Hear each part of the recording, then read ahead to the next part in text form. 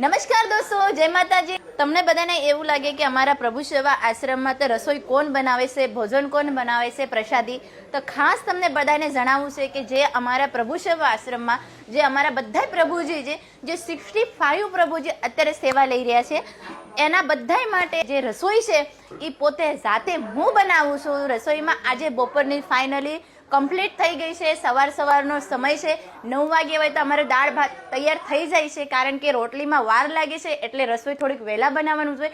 દાળ complete તૈયાર થઈ ગઈ છે। પ્રભુજી માટે દૂધી દાળનું શાક છે, શાક પણ તૈયાર ઓલરેડી થઈ ગયું છે।